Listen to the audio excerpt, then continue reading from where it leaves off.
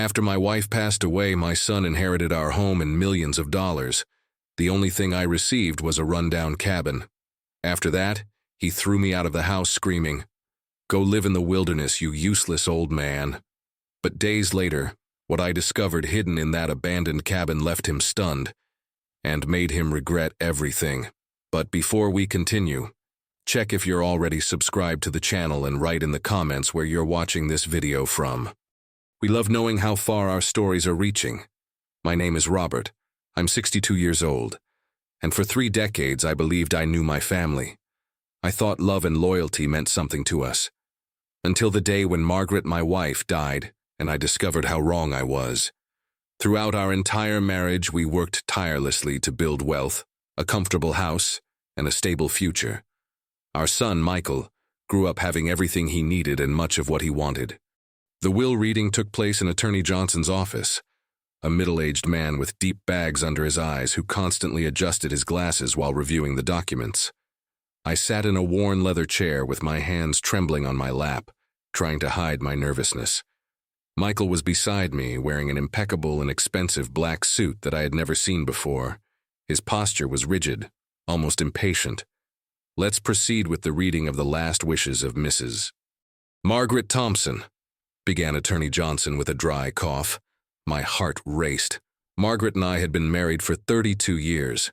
We built everything together, always thinking about our future, our old age. To my husband Robert, the lawyer read while I straightened in my chair, I leave the cabin on Mountain Ridge Road with all its contents. I frowned, confused. The cabin, that old and abandoned structure that Margaret had inherited from her father. We had never done anything with it because it was falling apart. To my son Michael, he continued, I leave the family house on Maple Avenue, all bank accounts, investments, and the total sum of $6 million. The world seemed to freeze in that instant. $6 million, the house where I had lived almost 3 decades, everything we had built together. Michael had received everything, and I had received a cabin in ruins. There must be some mistake, I mumbled, barely able to control my voice. Michael turned to me with a cold smile. There's no mistake, Dad. Mom knew exactly what she was doing. Attorney Johnson looked at me with something close to compassion. The terms are very clear, Mr. Thompson. Your wife was quite specific about her wishes. We left the office in silence. The April sun seemed harsh, almost cruel in its intensity. During the ride back home, the home that was no longer mine, Michael didn't say a word, but I could feel his satisfaction emanating like heat from an oven. That night, while I prepared dinner, as I had done for decades, he finally spoke. Dad, we need to talk about your living situation. I put down the knife on the cutting board. What conversation? This is my house now, and frankly, I think it's time for you to have your own space. I looked at him, hoping for some sign that he was joking. Michael, this has been my home for 32 years. This is where I built my life with your mother. Mom isn't here anymore, he replied coldly. And this house is mine. Now you have the cabin. The cabin has no electricity, no running water. The roof is collapsing. He shrugged as if my problems were insignificant. Then you'll have to fix it. Look, I don't want this to get unpleasant. I'll give you a week to pack your things. I felt like I had been slapped. A week? 1 week, he repeated, adding with an icy smile. Consider it an opportunity for independence, Dad. You always said you wanted more time for yourself. The following days were a whirlwind of confusion and pain. I packed my personal belongings, family photographs, the clothes that fit in 2 suitcases.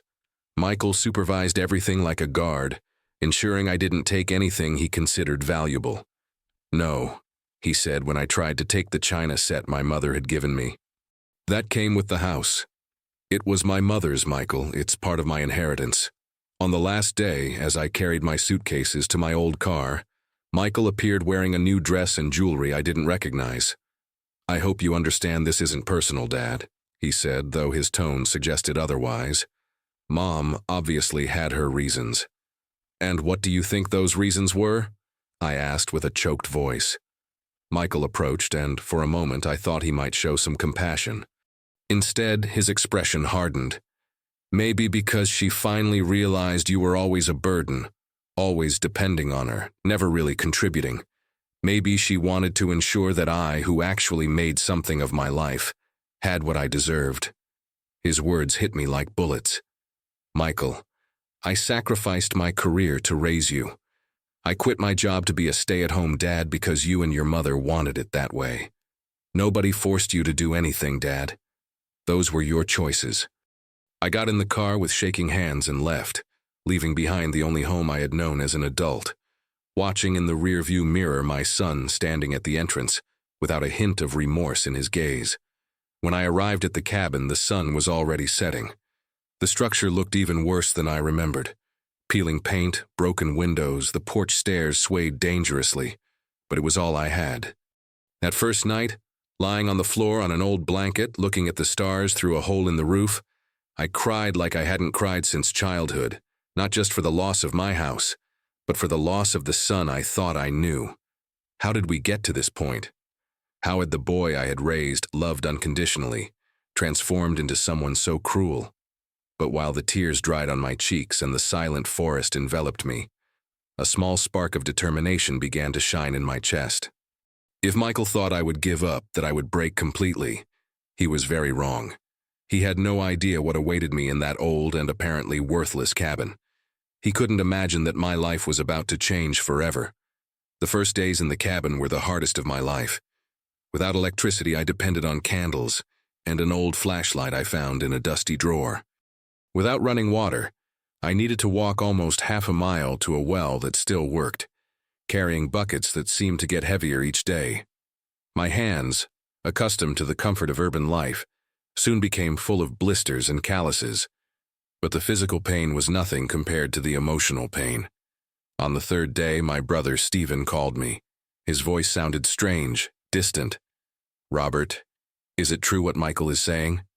"What is he saying?" I asked, though part of me already knew. "He says you attacked the lawyer at the will reading, that you screamed and made a scene because they didn't leave you all the money." The phone felt heavy in my hand like lead. "Stephen, that's completely false. I never—" "He also says you've been threatening him, demanding money, saying you're going to hire a lawyer to contest the will." "That's a lie." My voice failed. "Stephen, I'm your brother. You know me better than that." There was a long and painful pause. "I don't know what to think, Robert."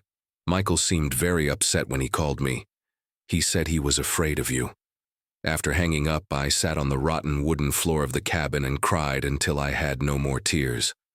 Michael had not only taken my house, but was systematically destroying all my other relationships. The next day, my sister-in-law, Linda, canceled our traditional Friday lunch. "I think it's better for you to take some time for yourself, Robert, to reflect on things." Then it was my cousin Patricia, who was like a sister to me. "Michael says you've been drinking a lot since Margaret died. Maybe you should seek help." Each call was a stab. Michael had carefully constructed a narrative where I was the villain, the greedy and desperate widower who couldn't accept that his own wife didn't trust him with her fortune. A week after moving to the cabin, Michael showed up at my door. He arrived in a new gleaming car, wearing a coat that probably cost more than my entire vehicle. "Hi, Dad," he said with a fake smile. "I came to see how you're adapting." I looked at him through the broken screen door, trying to process his presence. "What do you want, Michael?" "Can I visit my father?" He laughed, but the sound was empty. "Wow, this place really is a mess, isn't it? Look at those broken windows and that roof. My God, you're really living here." "I have no choice." "Well, I guess you'll have to make it work." He approached and lowered his voice. "You know, Dad, I've been talking to the family about you." My stomach turned. "What have you been telling them?" "Just the truth, that you've been very bitter since the will reading, that you can't accept Mom's decisions, that you've made very unpleasant comments about me." "Michael, that's not true, and you know it." He shrugged. "Perception is reality, Dad. And the perception is that you're not handling grief well." Then he turned and began walking back to the car, but stopped and looked over his shoulder. "Oh, and Dad, Stephen mentioned you might try to contest the will. Just so you know, Mom worked with the best lawyer in the state. Everything is legally sealed. If you try anything, you'll just end up without the little money you have. After he left, I stood at that broken door for a long time, watching his car disappear down the dirt road. The reality of my situation hit me like an avalanche. Not only had I lost my house and my family, but Michael had systematically destroyed my reputation. That night, while trying to fix one of the broken windows with duct tape and cardboard, I reflected on the last 32 years. Had I really been such a bad father, such a bad husband? I remembered when Michael was 9 years old and got pneumonia. I spent 3 straight nights at the hospital, sleeping in an uncomfortable chair, holding his hand. I remembered all the school presentations I attended, all the science projects I helped with, all the nights I stayed awake waiting for him to come home when he was a teenager. I remembered when Margaret lost her job in 2008, and I went back to work as a security guard to support the family. I remembered how I quit that job when she found a better one because she said it was important to have someone at home for Michael. Did these things mean something to her? Did they mean something to Michael? Apparently not.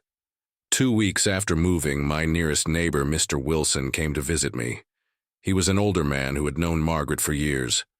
"Robert," he said, removing his hat, "I'm sorry about Margaret, and I'm even sorrier for what's happening to you."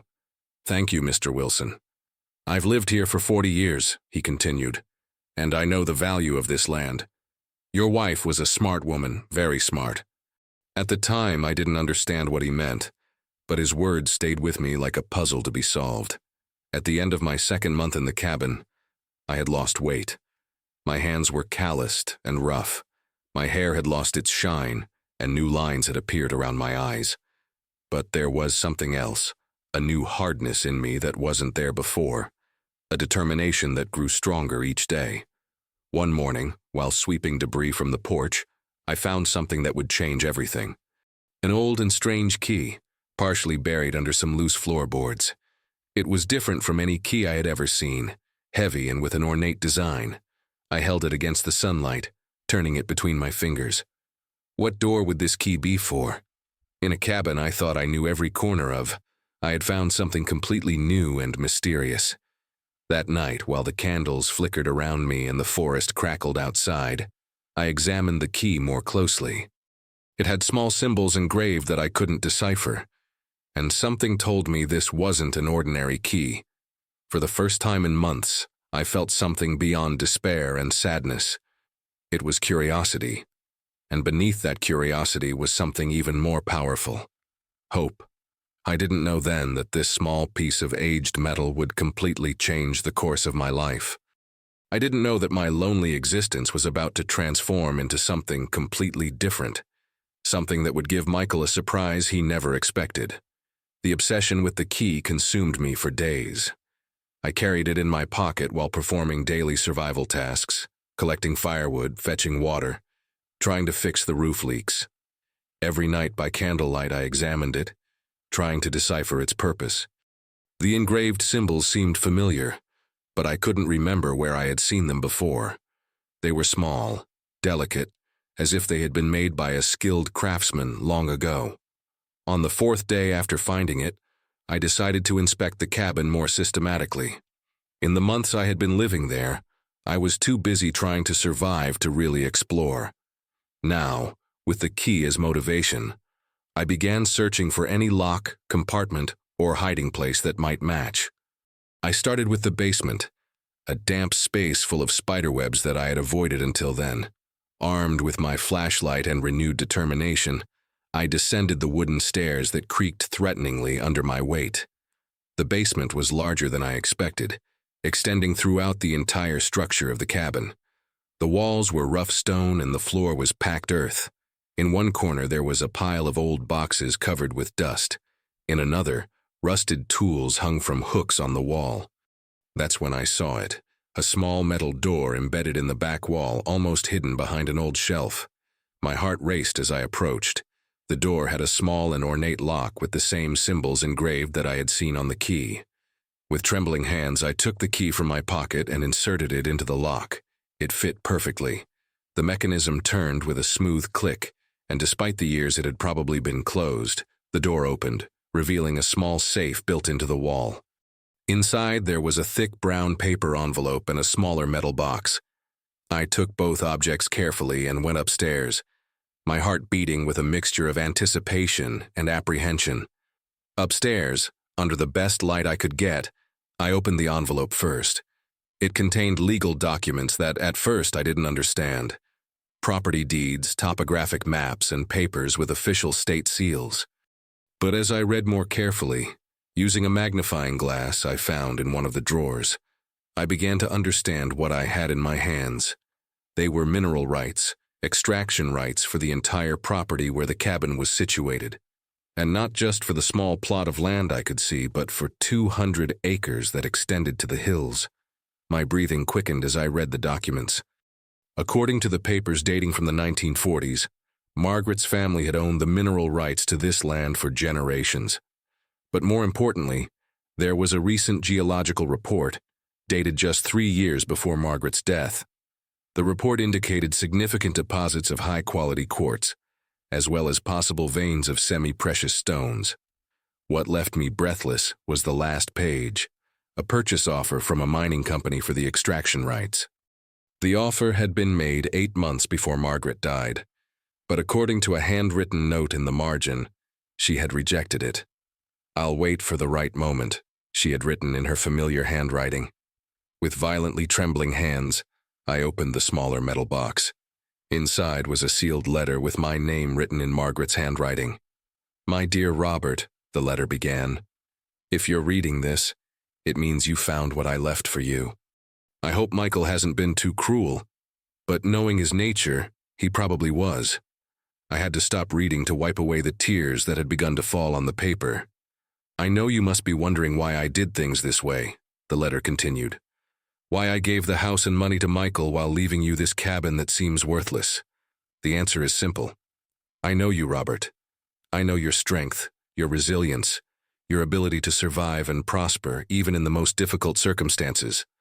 Michael never had to fight for anything. We gave everything to him on a silver platter, and I fear that turned him into someone I don't recognize, someone greedy, manipulative, without real compassion for others. If I had left everything to you directly, he would have found a way to take it from you, legally or illegally." My breathing was irregular as I continued reading. "But you, my love, have something Michael will never have. True inner strength. I knew that if anyone could survive in this cabin long enough to find this treasure, it would be you. Consider this a final test, one that Michael would never have passed. The mineral rights to this property are worth much more than the house and money I left to Michael. But more than that, they are your freedom, your independence, your chance to live the rest of your life on your own terms, without depending on anyone. There are more documents in the bank vault in a safety deposit box registered in your name. The box number is on the back of this letter. Use it wisely. I loved you for all our years together, Robert. I'm sorry for putting you through this test, but I knew you were strong enough to overcome it. Now live for both of us." At the end of the letter there was a number, 247. I sat on the cabin floor for a long time, reading and rereading the letter. Margaret had orchestrated all of this. The will that seemed so cruel, so unfair, had actually been her way of protecting me from Michael and, at the same time, giving me something he could never touch. But there was something more in her words that made me feel a mixture of love and pain. She knew me well enough to know I would survive this test, but she had also known Michael well enough to know he would betray me. How long had she known that our son was capable of such cruelty? When did she see the person he had become? That night, for the first time in months, I didn't feel desperate. I didn't feel abandoned or betrayed. I felt something I had forgotten how to feel. Power. Michael thought he had destroyed me. He thought he had won, that he had finally gotten rid of the father he considered a burden. But he had no idea what I had really inherited. He had no idea that his cruelty had been exactly the test Margaret expected him to fail. The next day, I drove to the bank in town. Vault 247 contained even more documents, including updated geological reports and correspondence with 3 different mining companies, all interested in the extraction rights. The most recent offer, dated a week before Margaret's death, was for $10 million. While driving back to the cabin, I couldn't stop thinking about Michael, probably in the house that used to be mine, spending the money he thought was his great victory. He didn't know that his father, the man he had treated like trash, had just become a millionaire. But it wasn't time for revelation yet. First, I had to decide exactly how I wanted to use this new power. One thing was certain. Michael had seriously underestimated the man who raised him. The following days were a whirlwind of silent investigation. I decided not to do anything hasty.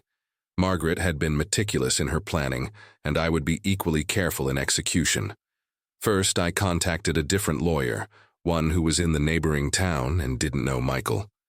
Attorney Rodriguez was an older man, specializing in mineral rights and land transactions. When I showed him the documents, his eyes lit up with professional interest. "Mr. Thompson," he told me, adjusting his glasses to better examine the papers. "This is extraordinary. Your wife had impeccable documentation here. These mineral rights are legitimate and completely separate from any other inheritance." "What does that mean exactly?" "It means that while your son inherited the house and money, these mineral rights are completely independent.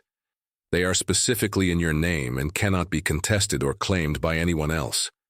I felt a wave of relief run through my body. "And the offers from the mining companies?" Attorney Rodriguez smiled.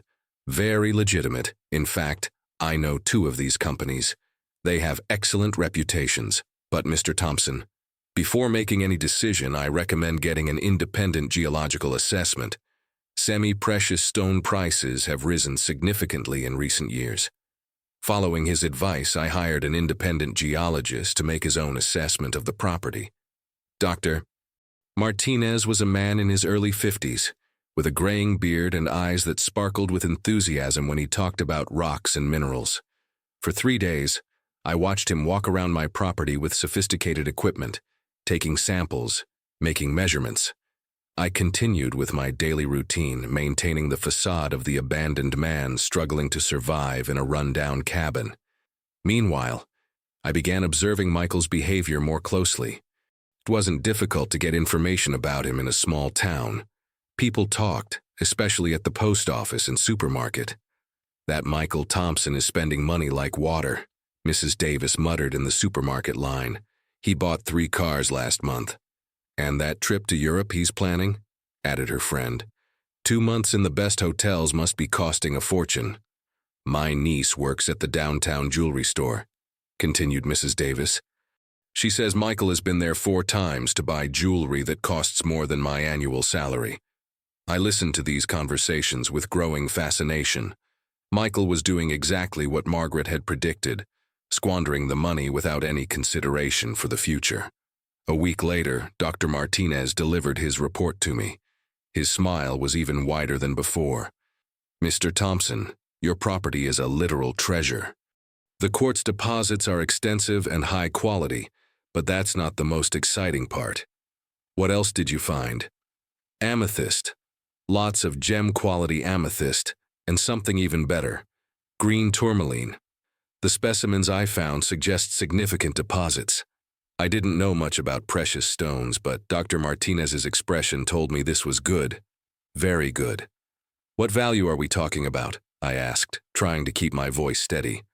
"Conservatively, I'd say the extraction rights could be worth between $15 and $22 million, possibly more if the tourmaline deposits are as extensive as I suspect. $22 million, almost 4 times more than Michael had inherited. And that was a conservative estimate. That night, while eating my simple meal by candlelight, I couldn't help but smile. Margaret had known exactly what she was doing. She had transformed my apparent humiliation into the greatest victory of my life. But my investigation didn't stop there. I began paying closer attention to Michael's activities, not out of spite, but out of strategic curiosity. One afternoon, while at the bank making some minor transactions, I overheard a very interesting conversation. Michael was at the teller next to mine, and his voice was loud enough to be impossible not to hear. "I need to transfer another $80,000 to my investment account," he was telling the teller. "And I also need information about loans using my inheritance as collateral. I have some big expenses coming up. Loans against his inheritance. That meant he was already spending more money than he had immediately available. After he left, I waited a few minutes before approaching the same teller. He was a young man, probably new to the job, and seemed a bit overwhelmed. "Excuse me," I said with my gentlest voice, "but the man who just left, isn't that Michael Thompson? I think he might be a relative of mine." "Oh, yes. Mr. Thompson has been very busy lately with all his transactions." "Transactions?" "Well, I shouldn't talk about other clients' business," he said, but then leaned forward as if to share juicy gossip. "But between us, I've never seen anyone spend money so fast. Big withdrawals almost every day." This was valuable information. Michael wasn't just spending Margaret's money, but was spending at an unsustainable pace. A few nights later, while reviewing Margaret's documents for the umpteenth time, I found something I had overlooked before, a small note written in the margin of one of the older geological reports. Michael never had patience for things that really matter. He always wanted immediate gratification. Robert, on the other hand, understands the value of waiting for the right moment. Margaret had understood our son better than I thought. She had seen his impulsive nature, his need to have everything immediately, and had used that weakness against him. The next day, I decided to take a little trip to town. It had been weeks since I left the property, except for essential shopping. I was curious to see how Michael was managing his new wealth. I found him at the most expensive clothing store in town, trying on a coat that probably cost more than I had spent on clothes in the last 5 years. "What do you think of this one?" he was asking the saleswoman, spinning in front of the mirror. "It's for my trip to Paris next month." "It looks beautiful on you, Mr. Thompson," the saleswoman replied flatteringly, "and we have shoes that match perfectly." From my position behind a rack of dresses, I could observe Michael without being seen. His behavior was revealing. He was shopping compulsively, choosing the most expensive items without even asking the price. It was as if he were trying to compensate for something, as if money could fill a void he didn't even know he had. When he left the store with 4 large bags, I followed at a discreet distance.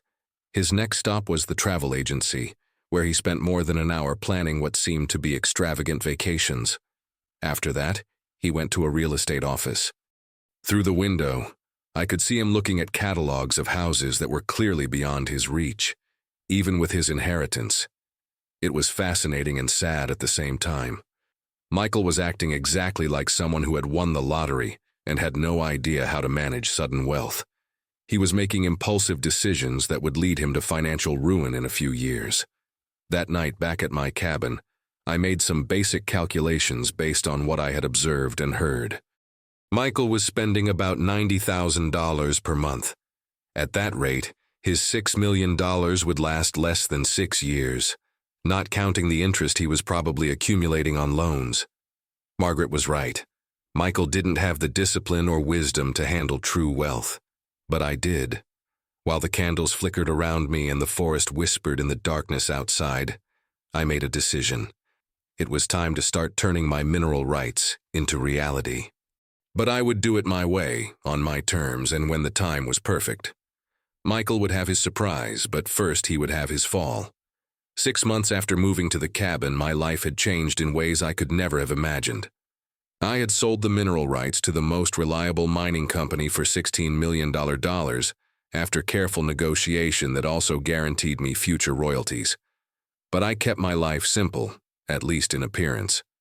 I still lived in the cabin, though now it had electricity and running water installed discreetly. From the outside, the place still looked deteriorated, exactly as Michael would expect, but inside I had made subtle improvements for my comfort. My lawyer, Attorney Rodriguez, had structured everything so the money was completely protected and diversified. I had enough resources to live comfortably for the rest of my life and much more. But more important than the money was the sense of control I had regained over my own existence. Meanwhile, I carefully watched the predictable progression of Michael's life. My sources of information in town became more reliable as people began to see me with sympathy. The poor older man abandoned by his cruel son. What I heard was exactly what I expected, but still the speed of Michael's fall surprised me. He sold 2 of the cars he bought, Mrs. Davis informed me during one of our casual encounters at the supermarket, and canceled that trip to Europe he had planned. Really? I asked, feigning surprise. My sister-in-law works at the bank. She says Michael has been going there almost every day trying to get more loans. Apparently he already owes more than $400,000. $400,000 in debt in just 8 months. The pace of Michael's self-destruction was even faster than I had calculated. But what really confirmed that his world was crumbling was when I saw him at the pharmacy on a Tuesday afternoon. He looked different. His hair, which he always kept impeccable, was unkempt. His clothes, though still expensive, looked wrinkled. But the most revealing thing was his eyes. They had the desperate look of someone who was finally realizing the consequences of their actions. He was buying anxiety medication and sleeping pills, speaking in low tones with the pharmacist about whether his health plan would cover the cost. That night, while I dined in my now comfortable cabin, I received the call I had been waiting for. "Dad." Michael's voice sounded small, vulnerable, in a way I hadn't heard since he was a child. "Hello, Michael." "Dad, I need to talk to you. Can I come see you? It's urgent." I looked out the window at the darkness of the forest, feeling a strange calm. "Of course, when?" "Now, it's very important." "All right, you know where to find me." An hour later, I heard the sound of a car approaching down the dirt road. But when I stepped out onto the porch, I saw it was no longer the luxury car. It was an older model, probably secondhand. Michael got out of the vehicle slowly, as if every movement cost him immense effort. When he approached the porch light, I could see he had been crying. His eyes were red and swollen, and his face, without makeup, showed deep fatigue.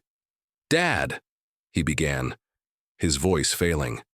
"I made terrible mistakes." I didn't respond immediately. I just stood there observing him, remembering all the times he came to me with problems when he was younger, and how those visits completely ceased when he entered college and decided he no longer needed me. "Do you want to come in?" I asked finally. He nodded and I led him inside the cabin. I had prepared tea as if I knew this conversation was coming. Michael sat in the chair I had placed for visitors, looking around with eyes that seemed to see the place for the first time. "Actually, it's not as bad as I thought," he murmured. "You made improvements." "I did what I could."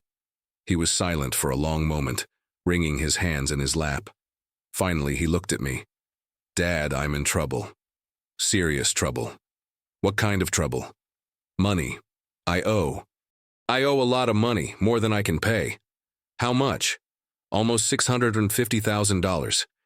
His voice was barely a whisper. I thought I had more time. I thought Mom's money would last forever, but I made stupid investments. I bought expensive things. I spent without thinking. The loan interest is suffocating me." I looked at him, this man who had been my baby, my little boy, and who had transformed into someone I barely recognized. But now, sitting in my humble cabin, stripped of all his previous arrogance, I could see a glimpse of the boy he used to be. "And what do you want me to do?" I asked softly. "I need your help, Dad. I know I don't deserve it. I know I was horrible to you, but you're the only family I have." Tears began to fall down his cheeks, and for a moment, my heart softened. After all, this was my son, the boy I had raised, whom I had loved unconditionally, no matter how much pain he had caused me. "Michael," I said calmly, "6 months ago you told me to go live in the wilderness. You called me a useless old man, humiliated me in front of people I knew, and threw me out of the only home I had. I know, Dad, I know, and I regret it so much. You took my family photographs, my clothes, even my mother's china. You said I had never contributed to anything, that I had always been a burden." Every word I said was like a slap to him. I could see it in his face, the way he cringed with each reminder of his cruelty. "And now," I continued, "you come to this cabin that you considered unworthy of you, asking me for help. Tell me, Michael, what changed?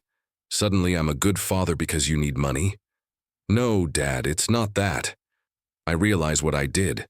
I had time to think, to see how I treated the only person who always loved me unconditionally." His words sounded sincere, and part of me wanted to believe them. But another part, the part that had suffered in silence for months, that had been humiliated and abandoned, remembered the pain very well. "You know what I learned living here, Michael?" I asked. "I learned I can survive without you. I learned I don't need anyone's approval to have value. I learned that sometimes the people who hurt us most are the ones who least deserve our help. Dad, please, I'll pay you back. When I solve my financial problems, I'll pay back everything you lend me with interest." "With what money are you going to pay me back, Michael? From what I've seen, you've spent almost all your inheritance. What makes you think you'll be able to pay debts of $650,000? He fell silent because we both knew he had no answer. I got up and walked to the window, looking out at the darkness. For months I had imagined this moment. I had fantasized about the day Michael would come crawling back, asking for help. In my fantasies, I would have been harsh, merciless, giving him a taste of his own medicine. But now that he was here, seeing him truly broken and desperate, my feelings were more complicated than I had expected.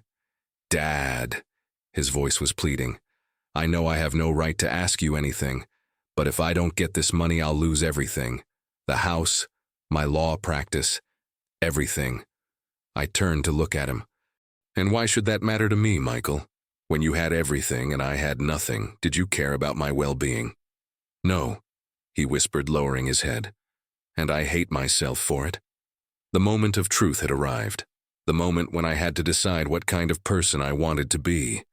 I could be like Michael had been with me, cruel, merciless, without compassion.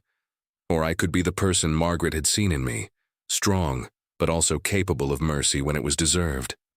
"Michael," I said finally, "I'm going to make you an offer, a single offer."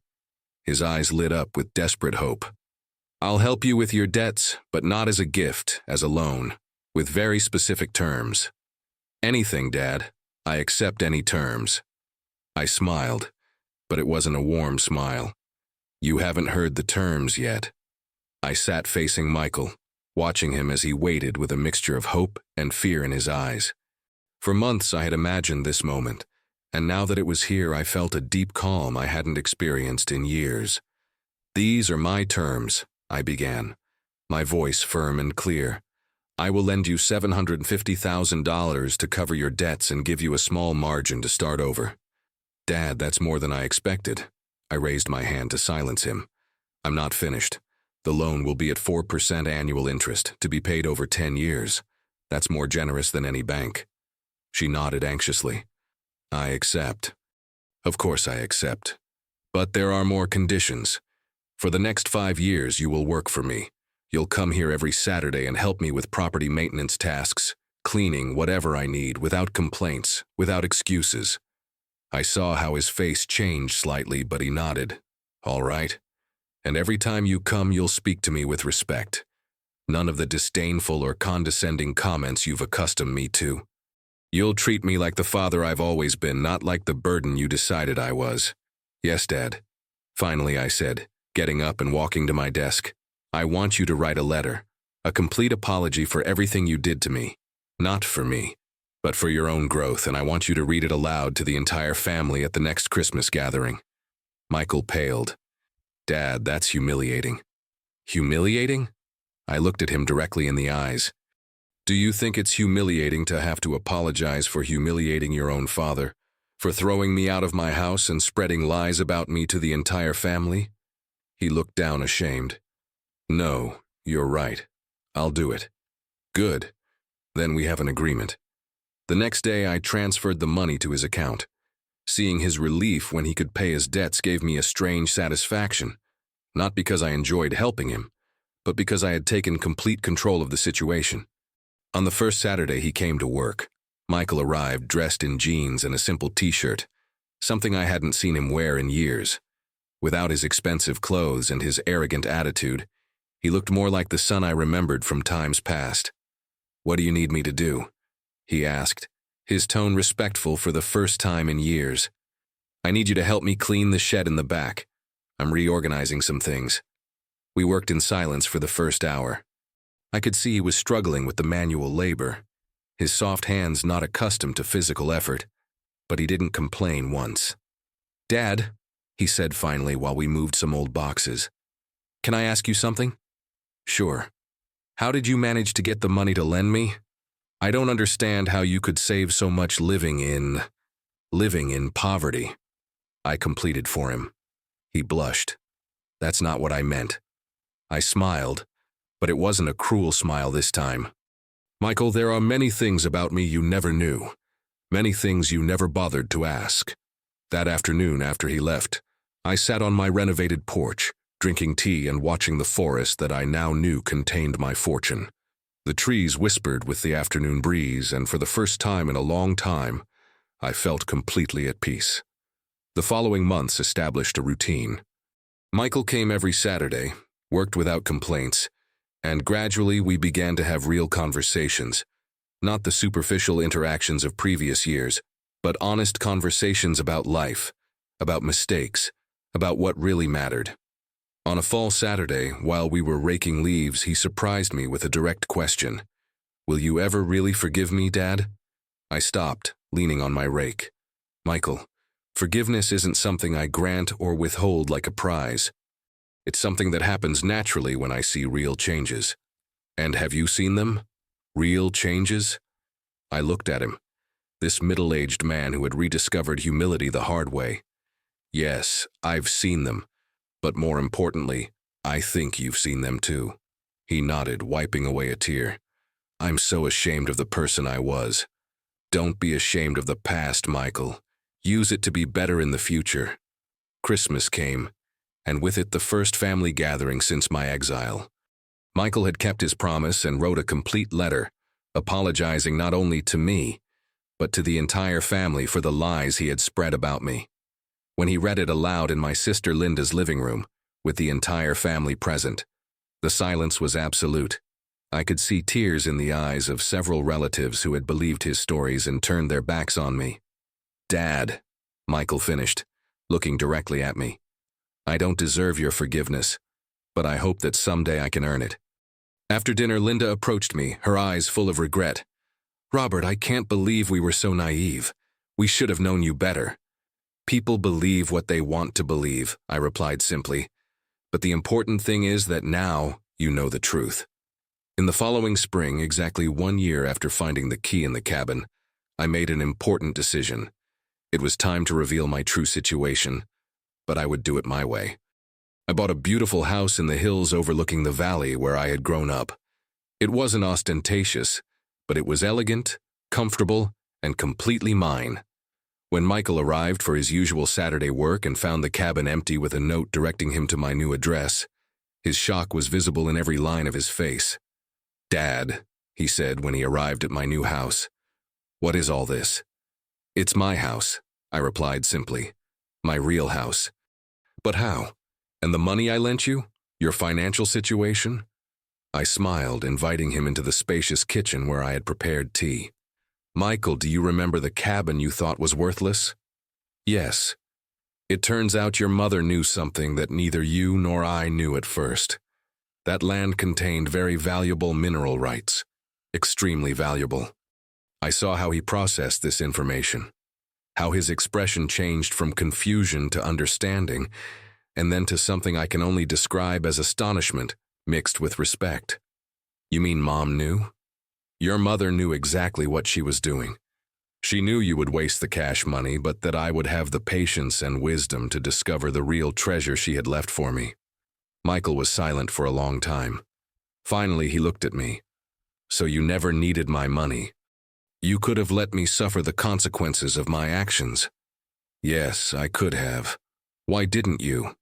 I approached him and placed my hand on his. Because despite everything that happened, you're still my son. And because I believed that the person you used to be still existed somewhere inside you. Tears began to fall down his cheeks. I don't deserve your kindness. Maybe not, I said softly. But a father's love isn't always based on what one deserves. That summer, Michael finished paying his loan 3 years ahead of the agreed schedule. He had rebuilt his law practice with a completely different focus, specializing in helping families in financial crisis. He said it was his way of giving back for everything he had learned. Dad, he told me one Saturday while we worked together in my new garden, Do you ever wonder what would have happened if Mom had divided everything equally from the beginning? I thought about his question while planting flowers alongside the driveway. I think your mother knew us better than we knew ourselves. She knew I needed to learn I could survive alone, and she knew you needed to learn that money without wisdom is useless. And do you think we learned? I looked at my son, no longer the arrogant and cruel man he had been, but someone who had discovered humility and gratitude the hard way. I thought about my own journey, from the devastated man who had been thrown out of his house to the independent and prosperous man I was now. Yes, I said, smiling as the afternoon sun bathed my garden in golden light. I think we finally learned. That night, sitting on my porch watching the city lights below, I reflected on the extraordinary year that had passed. I had lost a house but gained a home. I had lost a son who took me for granted and earned the respect of a son who learned to value me. My phone rang, interrupting my thoughts. It was Michael. Dad, I just wanted to say goodnight and thank you. For what? For not giving up on me, for seeing something in me that I couldn't see. After hanging up, I sat in the quiet of the night, feeling more complete than I had felt in years. Margaret was right. I was stronger than anyone had thought, including myself. And sometimes the greatest victory isn't getting what you want, but discovering you already had everything you needed to be happy. Now, if you enjoyed this story, click on the next video that's appearing on the screen, because it has a story of betrayal and plot twists like you've never seen before.